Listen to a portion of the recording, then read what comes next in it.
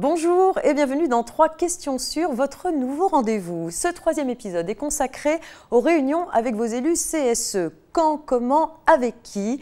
Et pour répondre à ces questions, les 3 questions sélectionnées, j'ai le plaisir d'accueillir Karine Aflalo de la rédaction sociale. Bonjour Marianne. Bonjour Karine.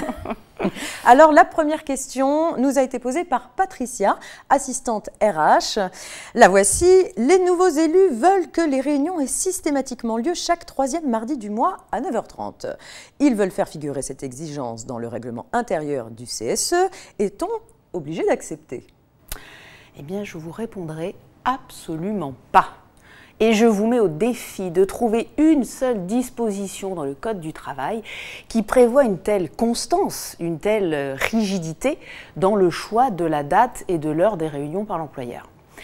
Je vais quand même rappeler que c'est l'employeur qui fixe librement, le mot-clé étant librement, ses dates et ses heures de réunion. Alors évidemment, on peut par accord fixer une certaine périodicité pour ces réunions, mais généralement les accords ne vont pas prévoir des dates et des heures aussi rigides. On va plutôt prévoir une période approximative du type janvier première quinzaine ou septembre deuxième quinzaine parce qu'il y a la rentrée des classes avant. Voilà, donc on n'est pas du tout dans l'exigence qui est posée là. Et puis, je rappellerai aussi concernant le règlement intérieur du CSE, puisqu'il est évoqué, eh bien, ce règlement intérieur qui est élaboré tout de même conjointement par l'employeur et les élus, eh bien, il ne peut pas contenir une disposition qui va imposer à l'employeur contre sa volonté de respecter une obligation qui ne serait issue d'aucune disposition légale. Et c'est justement ce qui serait le cas ici. Donc, clairement, la personne peut, en toute sérénité, refuser une telle exigence.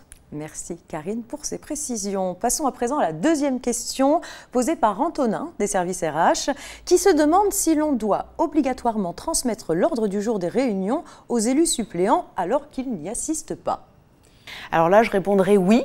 Pour le coup, parce qu'on a une disposition du Code du travail qui impose à l'employeur de transmettre cet ordre du jour à l'ensemble des élus CSE. Donc ça implique à la fois les titulaires et les suppléants. Voilà.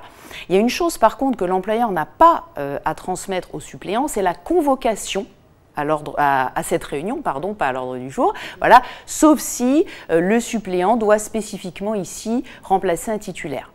Alors c'est vrai que la place des suppléants a un petit peu été modifiée dans le cadre de la réforme des ordonnances Macron et aujourd'hui, eh bien, par principe, ils ne vont pas siéger aux réunions CSE, sauf évidemment si un accord ou si le règlement intérieur du CSE a prévu autre chose.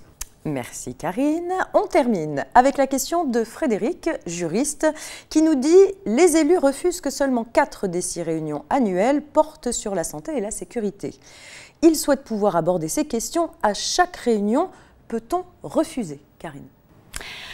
Alors là, la réponse est plus délicate. En fait, c'est assez difficile d'imaginer qu'un employeur refuse qu'une question santé-sécurité soit abordée lors d'une réunion, alors que les circonstances factuelles exigent un petit peu l'inverse. Voilà, donc il faut savoir aussi que cet ordre du jour, il est fixé conjointement par l'employeur et le secrétaire du CSE.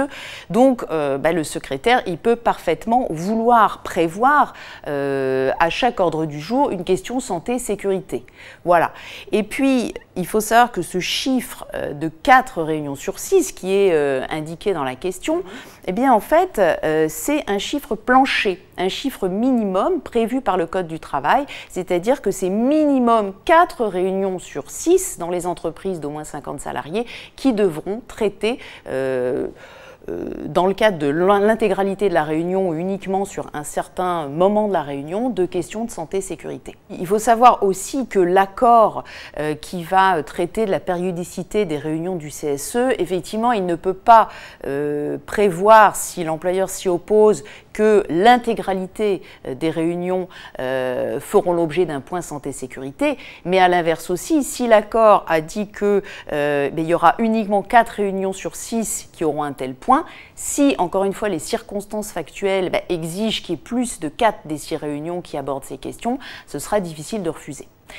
Sur ce sujet-là et sur les autres sujets qui ont été abordés ici, je voudrais simplement dire qu'on a un cahier RF 1099 qui est exclusivement concerné aux représentants du personnel. Donc il ne faut pas hésiter bien sûr à le consulter. Merci Karine pour toutes ces précisions. Sachez que si vous êtes membre élu du CSE et que vous avez besoin de conseils, il existe Allo RF CSE, une ligne téléphonique juridique et fiscale qui vous est dédiée. Posez vos questions sur les domaines du droit et de la fiscalité, sociale naturellement, mais aussi fiscale, société, immobilier, patrimoine, gestion, santé, sécurité, finances, etc.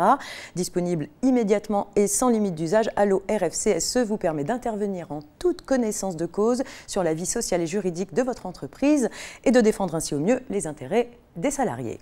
Je vous donne rendez-vous dans 2 semaines pour notre prochain épisode. D'ici là, guettez votre newsletter RF Play pour découvrir notre nouvelle thématique. À très bientôt.